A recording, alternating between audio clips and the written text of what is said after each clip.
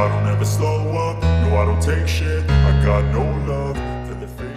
Berjumpa kembali di channel Info Penting. Pada kesempatan kali ini kita akan membahas sekilas tentang BOSS reguler untuk pencairannya. Nah, sebelumnya teman-teman di sini jangan lupa subscribe, like, komen, dan share video ini jika bermanfaat buat teman-teman ya.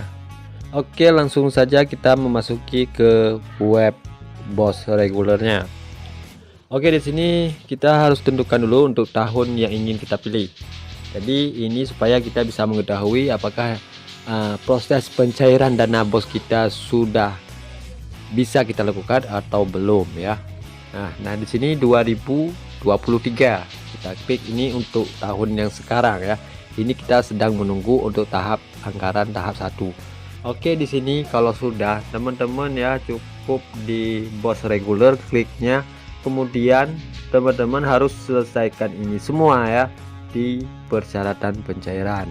Nah, jika teman-teman sudah melakukan persyaratan pencairan, jadi teman-teman siap ikuti langkah-langkah ini ya. Di sini ada surat permohonan pencairan harus diunggah, kemudian SPTJM harus diunggah, kwitansi penerima BOSS harus diunggah, kemudian RKAM juga harus diunggah, EDM 2022 harus diunggah.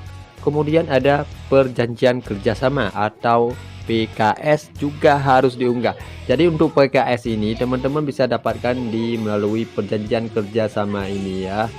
Nah, di perjanjian kerjasama ini teman-teman cukup buat nomor PKS madrasah, kemudian unduh kembali, dan teman-teman bisa cetak kembali dan buatkan sesuai dengan yang disuruh ya. Nah, di sini sudah selesai semua. Dan kita juga di sini sudah muncul cetak tanda bukti ya. Nah, teman-teman bisa lihat di warna hijau ini ya, ada tulisan cetak tanda bukti.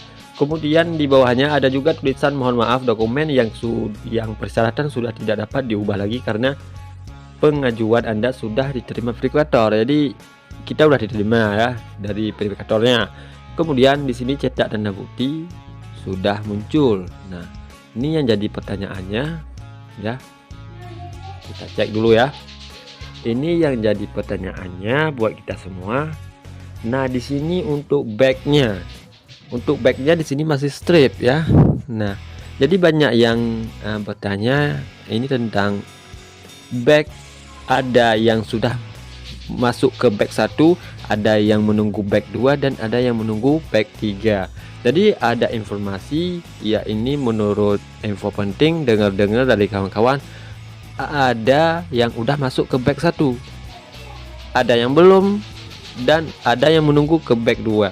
Oke, ini kita jelaskan ya. Ini kita masuk ke persyaratan pencairan. Nah, kita bisa mengetahui apakah kita masuk ke back 1 menurut info penting ini ya. Apakah kita belum masuk ke back 1 atau kita akan masuk ke back 2, kita bisa cek di sini.